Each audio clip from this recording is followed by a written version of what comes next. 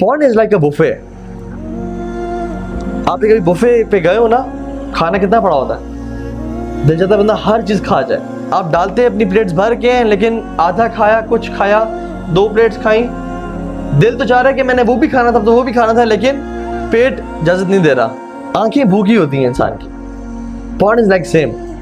इंसान जब वेबसाइट पे जाता है, what happens is उसको वो अपने आप को सेक्सुअली सेटिस्फाई तो कर ले टेम्परेरीली, लेकिन उसकी आंखें भूखी रहती हैं and he urges to go back to that sin again and again, again and again.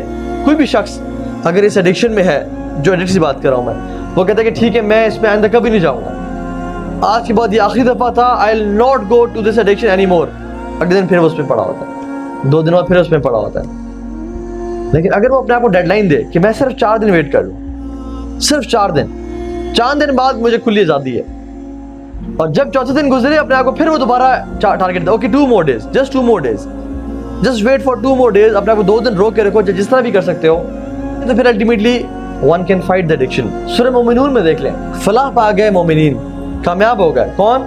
जो अपनी नमाजों में खशियत इख्तियार करते हैं, ठीक है, जो लोग लव से, यूजलेस चीज़ों से दूर रहते हैं, जो लोग ज़कात को अदा करते हैं, और जो लोग वल्लज़ीना हुम लिफ़ुरूजिहिम हाफ़िज़ून, वो अपनी शर्म गाहों की हिफाजत करते हैं। उसके बाद अल्लाह सुब्हानहू व तआला ने फिर जिक्र किया मुख्तलिफ क्वालिटीज़ का, ठीक है, फिर जिक्र किया कि जो लोग फहश और बुराई से बचते हैं। अगर आप इन्हें काउंट करें तो अल्लाह ताला ने फिर आखिर में दोबारा कहा कि जो लोग नमाजों की बाकायदगी से अमल करते हैं, उलाइका हुमुल वारिसून अल्लज़ीना यरिसूनल फ़िरदौस हुम फ़ीहा खालिदून, ये वो लोग हैं जो फिरदौस के मालिक बनेंगे।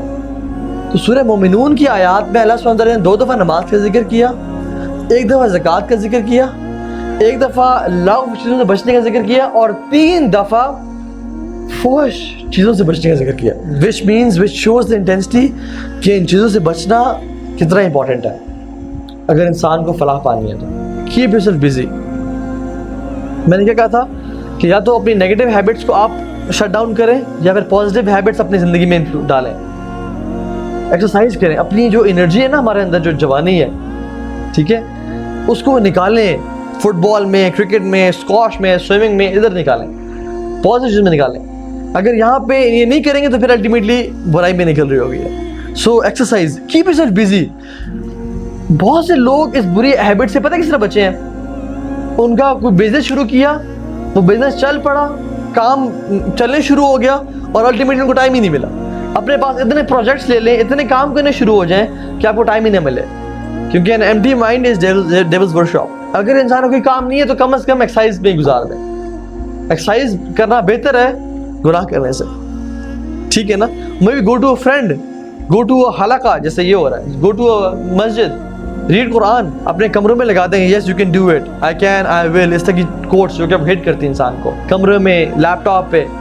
और ये जो वर्ड है अल्लाह देख रहा है, this is very powerful, very powerful. इंसान अपने लैपटॉप के ऊपर यहाँ पे लगा दे, अल्लाह देख रहा है, और फिर देखे कि मैं इंसानी गैरत गवारा नहीं करती कि कोई भी ऐसी नामहरम को भी नज़र पड़े जिसमें ऊपर, मतलब अल्लाह ऊपर अल्लाह का नाम लिखा हुआ है कि नोइंग अल्लाह इज़ वॉचिंग। वैसे तो हर इंसान को पता है अल्लाह मुझे देख रहा है, लेकिन वो चीज़ क्या करती है, रिमाइंड कराती है, हिट करती है।